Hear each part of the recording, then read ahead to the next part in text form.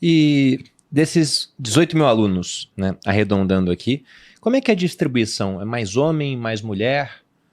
Como é que funciona lá? Quem te procura geralmente? São mulheres. Mulheres, a maioria? Sem dúvida. As mulheres, elas são mais conscientes, mais inteligentes, amadurecem antes do que os homens, né?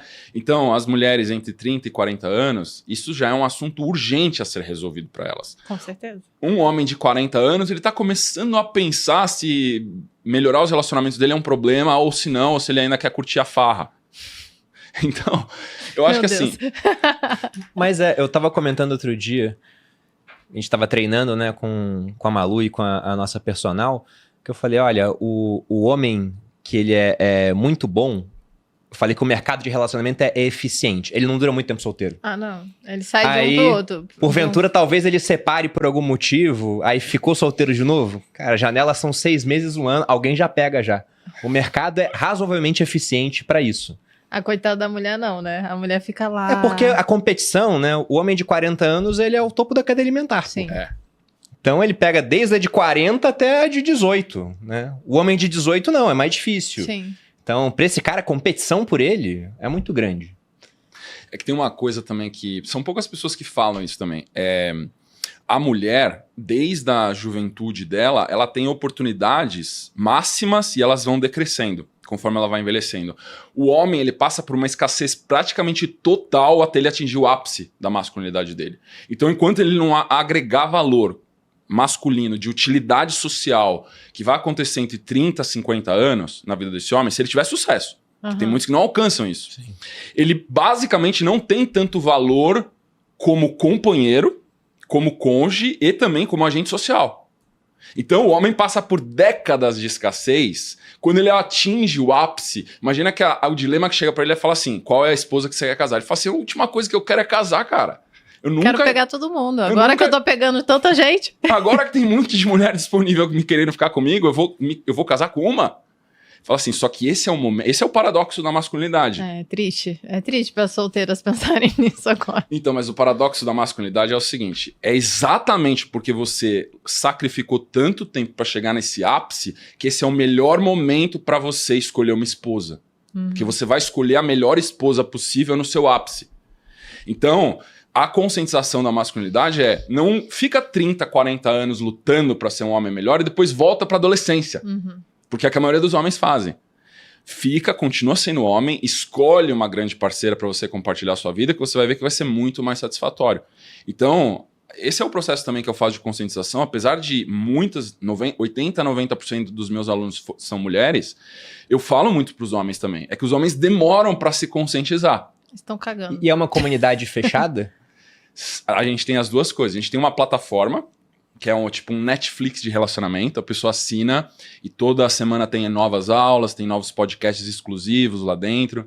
E a gente tem também mentorias maiores, que são comunidades exclusivas de relacionamento. E a gente tem um aplicativo também, que chama Cortejo VIP, que é só para os alunos da mentoria para cima. O que eu tô pensando, pro homem que quer resolver a vida, se tem 17 mil mulheres lá, e 1.000 homens, parece uma relação de oferta e demanda muito boa, né? Até Exatamente. nesse momento tá bom pra eles. Pois é, ser homem é mais simples. Ser homem é muito mais simples.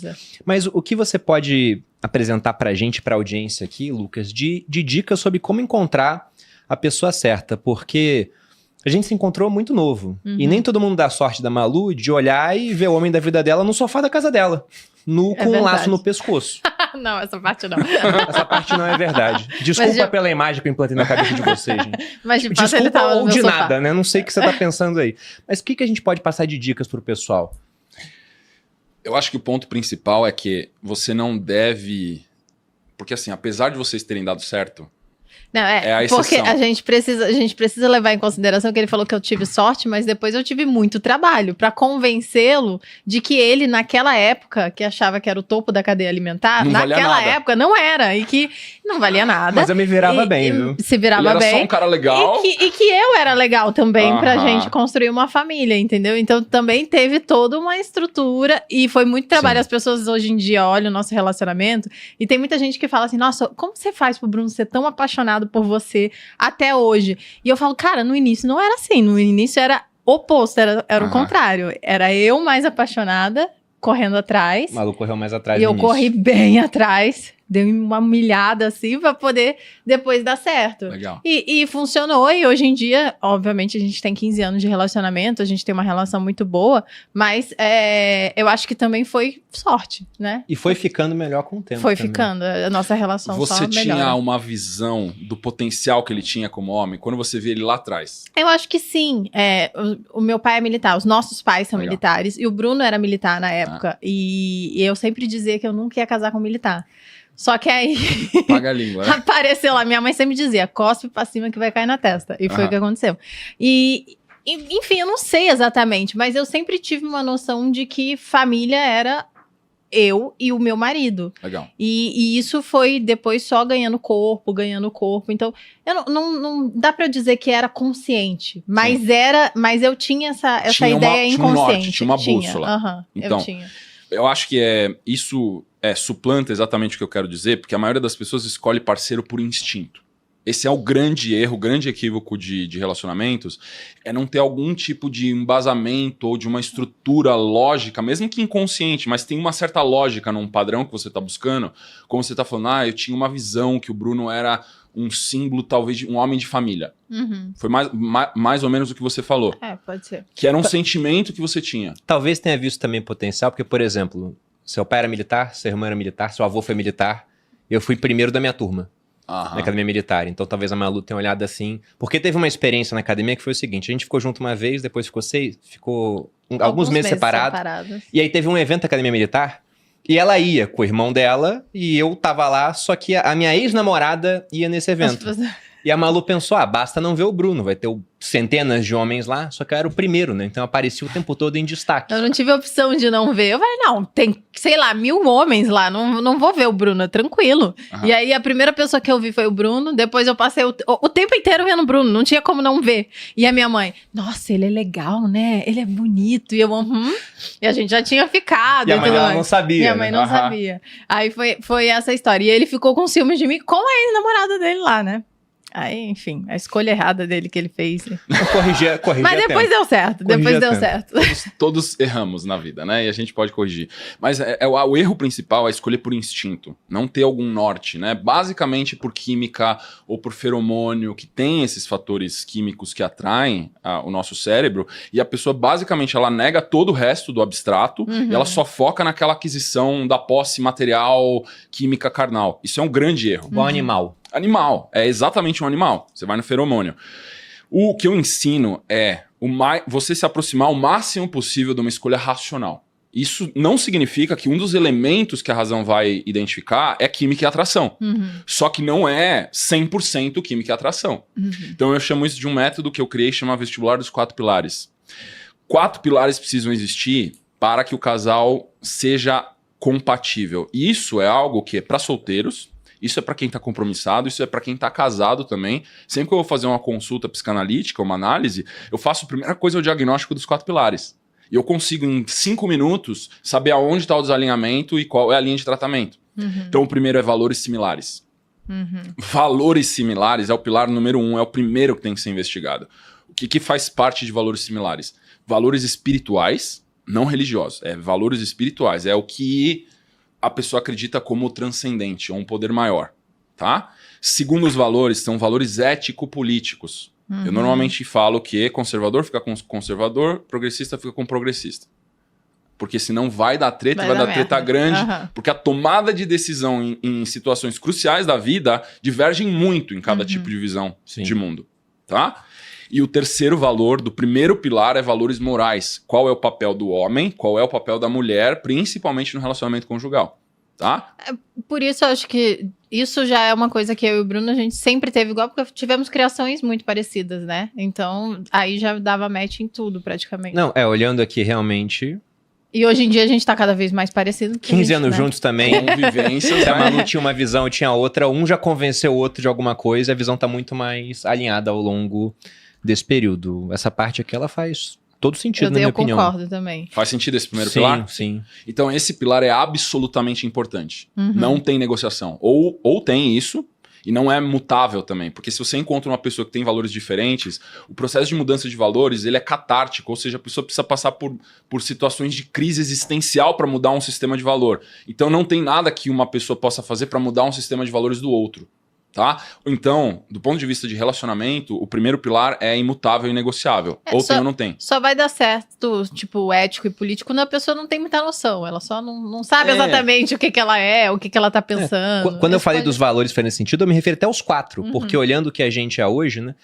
Porque se você pensa num desvio pequeno angular e você vai... Sim, mas é que olhando os 4 eu falo, faz muito sentido. Se você pensa num pequeno desvio angular, quanto mais você caminha, mais distante vai ficando. Então, uma pequena diferença no início, ela fica muito grande no final. E eu lembrei de uma coisa aqui também, porque tem um livro muito bom para casais, quem tá assistindo aqui, acho que vale anotar, do Gustavo Cerbasi, que foi um dos primeiros que eu li lá atrás, quando eu comecei a estudar sobre educação financeira. Legal. Que era o Casais Inteligentes Enriquecem Juntos. Onde o Cerbasi, de maneira brilhante, na minha opinião, ele vai lá e coloca perfis de cada pessoa e depois o que aconteceria numa união desses perfis. E aí, naturalmente, quando a pessoa vai ler, eu identifiquei meu pai ali, identifiquei minha mãe, identifiquei o meu perfil. E eu vi a união do meu pai e da minha mãe, onde que deu errado. Era por conta dos perfis financeiros. Um dos motivos de ter acabado, meus pais são separados, foi por conta de dinheiro. Foi um dos motivos, não único, mas foi um. E é um dos principais motivos hoje no Brasil para um relacionamento terminar. E aí depois que eu li, eu pensei assim, eu vou dar esse livro para toda namorada que eu tiver. E efetivamente eu fiz isso. Aí quando eu conheci a Malu, eu falei, nem precisa ler. Olha lá. Porque eu falei, já tá muito alinhado. A Malu era poupadora de fábrica. Daí eu falei, só tem que mostrar pra ela que dá pra investir pra ter um retorno maior. Sim, isso nunca foi um problema. Excelente. Isso é muito legal, porque essa é uma característica que eu chamo matriarcal, que é a matriarca, eu chamo da mulher com alto nível de maturidade na feminilidade. É uma mulher sofisticada. E o último estágio matriarcal, que é uma virtude matriarcal feminina, é a capacidade de gestão de recursos com o fim do belo. Ou seja, ela é eficiente no uso dos recursos familiares. Então, quando a mulher ela vem de fábrica já com essa capacidade de gerir recursos materiais muito bem, isso já é uma característica matriarcal. Isso é uma clareza muito grande da feminilidade num alto nível. Tá? Obrigada. Você todinho. Mas isso eu aprendi, na verdade. Antes eu não tinha uma gestão boa. Na verdade, eu era uma poupadora. E eu acho que eu aprendi gestão de casa, por exemplo. Gerir a casa depois, mais pra frente, amor. Faz uns 7 anos só. É porque quando você ia gerir a casa no começo, a casa tinha 20 metros quadrados e não tinha ninguém pra gerir, né? Tem que ir prosperando devagar. Tem que prosperar, exatamente. Pra acostumar a gerenciar uma casinha. Tá. Vamos pro segundo ponto, então. Primeiro ponto, pilar, valores similares. Muito importante também, é quase negociável, mas dá com certos sacrifícios. Sonhos compartilháveis, tá? O casal tem que ter visões de futuro muito parecidas, muito similares ou sinérgicas, congruentes. Então, eu gosto de dar o exemplo, por exemplo, um quer montar uma padaria na rua principal da sua cidade, o outro quer morar em Singapura e fazer trade no mercado asiático. Você fala assim, cara, como que nós vamos fazer isso dar certo? Não vai dar certo. Uma pessoa quer ficar do lado da família numa cidadezinha do interior do Brasil, a outra quer viajar ao mundo. Um quer ter 10 filhos, o outro não quer nenhum. Exato. Então, os sonhos não são compartilháveis. Isso já cria uma desconexão no momento presente. E futuro, o que você vê como possibilidade no futuro tem a ver com o passado que você teve. Então a história da criação, contexto étnico, contexto cultural, todas essas coisas são camadas de alta influência que definem quem você é hoje como pessoa e personalidade, que cria a sua visão de futuro. Então, o pilar dos sonhos compartilháveis é basicamente isso. Aí a pessoa fala assim, pô, mas então isso é, sei lá, é racista, ou é machista, ou é feminista, porque você tá dizendo que só pessoas muito parecidas dão certo com as mesmas pessoas. Só que a questão não é isso, eu não tô dizendo isso. Claro que dá pra dar certo uma pessoa de raça diferente, de culturas diferentes, só tô dizendo que o sacrifício é maior. Tá? Porque uma pessoa que nasceu em berço de ouro, herdeiro, e uma outra pessoa que veio de uma classe baixa, vai ter um atrito de comunicação. Porque um teve uma experiência de vida, o outro teve outra experiência de vida. Não é que não dá certo, dá, mas vai precisar ter um processo de tradução. Terceiro pilar, esse aqui é o pilar mais fácil de se resolver, normalmente com terapia, ou com aconselhamento, ou com autoconhecimento. Rotinas sincronizáveis. Acordar junto, dormir junto, fazer as refeições em conjunto, estar próximos, ter pontos de contato, de tempo de qualidade na rotina. Então a rotina sincronizável basicamente é isso. O grande corrupção desse pilar é o relacionamento à distância. Não dá, gente. Desculpa ser realista, mas relacionamentos à distância só dão certo se você tem um período muito pequeno onde você sabe que vai acabar, né? Perfeito. Você vê que é intuitivo já. Quem já tem relacionamentos saudáveis... Eu e a Bruna, a gente teve um relacionamento. A resposta vem intuitiva. Então, as pessoas falam, o que eu preciso fazer, Lucas, para um relacionamento à distância funcionar? Você precisa ter um prazo para terminar. A distância tem que acabar, tá? Então, rotinas sincronizáveis porque se você tá relacionando com uma pessoa que tá na Suíça... Como é que você sabe se vocês combinam no dia a dia? Aí a pessoa começa a morar junto, putz, mas ela acorda às 10 da manhã, eu acordo às 4. Na pandemia aconteceu muito isso. Eu ia dizer isso, exatamente, que o povo acabou... Elas descobriram... Quem era a pessoa que estava lá. E o quarto pilar, esse pilar é inegociável também, é o pilar da atração, que é o que todo mundo vai de primeira, e é o errado. No processo nacional você vai fazer essa análise toda, e o quarto pilar é a atração. O pilar da atração tem 3 elementos principais. Você tem a consciência de saúde, onde você tem o sedentário fica com o sedentário, o atleta fica com o atleta. Pode ter uma influência onde o atleta puxa o sedentário para cima? Pode. Só que tem que ter o sacrifício também daquela pessoa. Eu já vi até acontecer o contrário. Um atleta virar sedentário e realmente mudar o estilo de vida e valores para ficarem juntos. É raro, mas acontece muito. A gente tem amigos que... A gente tinha um amigo que gostava de comer bastante e aí toda namorada dele engorda. Ele convence a pessoa. Eu falei pra ele criar gado. É bom de engorda. Ele era bom de engordar.